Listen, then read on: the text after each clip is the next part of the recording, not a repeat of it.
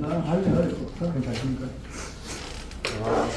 아까 번에 곽정기 사장님이 다음 저는 많은 시간을 가지고 말씀을 할 수 있도록 새로 쓰신 책에 대해서 하겠습니다. 예. 또 우리 김동면 박사 마지막에 이렇게 이야기도 하셨는데 정말 감사합니다.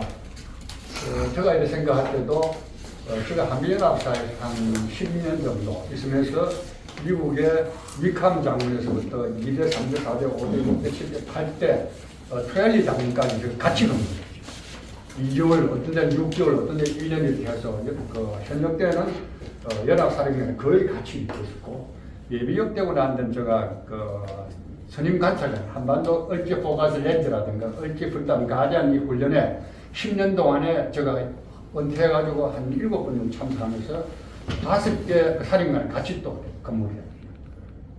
구대 스왈츠로프, 라포테, 샤프 장군, 대위 장군, 샤프 장군 해가 5분 같이 있고 그 다음에는 14대, 15대, 16대는 제가 코리아나 호텔에서 조차 모임할 때 꼭 제가 카멘터를 했죠. 스칼프로티 장군, 나토 사령관도 있고 그 다음에 이제 브룩스 장군, 그 다음에 이제 에이브람 장군 지난번에 끝나고 이제 새로운 분이 이제 이렇게 했는데 그래서 제가 거기 근무하면서 느낀 게 방금 김동영 박사도 이야기했지만 NCG가 이제 구성이 되었기 때문에 우리가 만약 NCG 구성돼가지고 그대로 둬버리면 정상회담 이야기했고 그대로 둬버리면 저 욕심은 그럽니다. 한미연합사에서도 미군들하고 저희들하고 같이 근무를 하는데 특별하게 이것은 특급 비밀이다 할 때는 이건 no foreign이 적용돼가지고 그야말로 배제가 됩니다. 자기들끼리. 저희들 일주일에 한 번씩 지하 방카에 가가지고 미군 장군하고 한국 장군 같이 이제 비밀 이야기도 이렇게 하고 하지만은 특별한 비밀에 대해서는 따로 할 수 있어요. 예를 들어서 지금 우리가 한미관계가 지금의 최상이라고 정치권에서 이야기했지만 군사적인 위치에서는 그야말로 완전히 디클라인이 돼요. 44년 동안 용산에서 한미연합사가 대한민국의 수도권을 비롯했는데 그야말로 그 한 20년 동안 2003년도 일선이 호선이 사건에서부터 2008년도 가옥병 사건에서부터 계속 이렇게 해가 문재인 때부터 이렇게 해가지고 물론 우리가 용산에서 다른 데 이동한다는 그런 기본 계획은 있었지만 그야말로 기분이 안 좋은 상태에서 평택으로 내려갔어. 44년에 용산 시대에 끝나고 이제 내려가는 상황입니다. 우리가 용산에 있을 때도 같이 근무를 해보면 특별한 비밀에 대해서 접근하기 어려웠고 하는데 그야말로 이런 상황이 되니까 과연 미국의 핵 장함이 들어왔다. 미국이 만약 북한 적에서 크롬 작전을 한다고 했을 때 원래는 한미연합사에서 그걸 특급 비밀로 해가지고 우리가 공격 계획을 한미가 만들었어요. 그때 만들었는데 그게 시간이 지나면서 결국 계속 우리 한국 정부가 레프타 되고 하니까 정부가 저로 나오고 하니까 이거는 도저히 안 되겠다.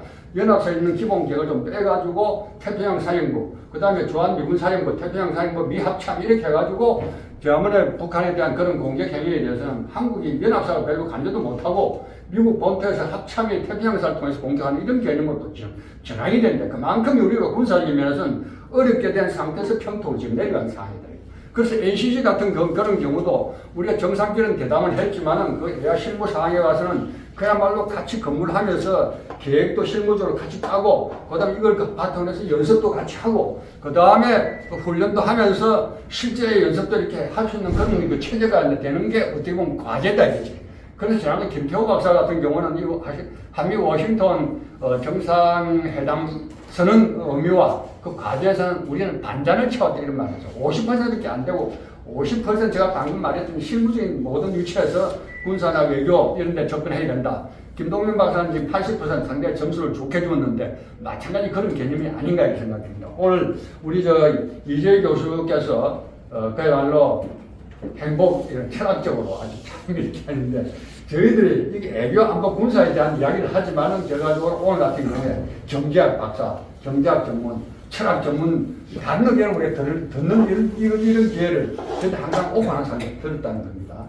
그래서 그 행복을 위해서는 우리가 특히 한미 간의 신뢰를 회복해야 된다는 각수종 박사의 이야기죠. 그래서 오늘 아침에도 CNN에 보니까, 팍스에 보니까 드산티스, 플로리다 주지사가 이번에 미국 대통령 공화당 후보로 나오는데 그 양반이 각 그 국경 문제라든 국제 문제에 대한 이야기하는 걸 제가 조금 보고 갔는데 그래서 리더십에 있어가지고 이번에 드산티스가 그야말로 트럼프 대통령 전 대통령하고 이분하고 같이 그 리더십에 대한 비교를 할 것 같으면 대략 답이 미국이 현재 다음에 선택할 사람이 그 바이든 민주당 쪽하고 공화당 또 어떤 사람이 선택될 것인가. 거기에 따라 가지고 우리는 한미 관계, 그다음에 한일 관계 이게 좀 더 구체화되고 실제로 접근하지 않겠나 이런 생각이 듭니다.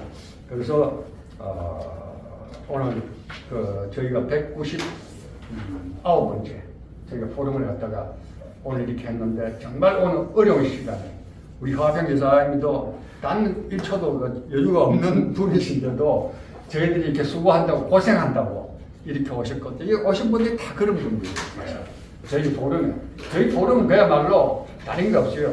199번째 했지만 노란선지 하는 것도 아니고 우리끼리 자유롭게 이야기해가지고 거기에 내부적인 그런 내공을 쌓아가지고 주변에 아주 그래 말해 크로바 자풀같이 이렇게 하면서 주변에 전파 확대를 시키자.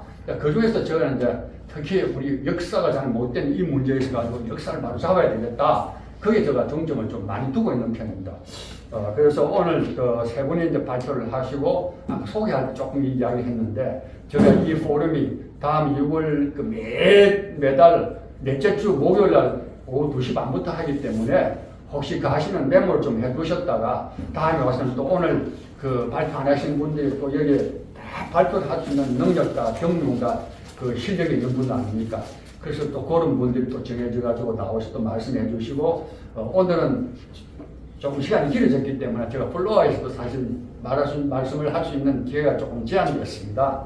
양해해 주시기 바라고 우리 이정수 장관 나와서 행정당 조금 이야기하고 끝내겠습니다.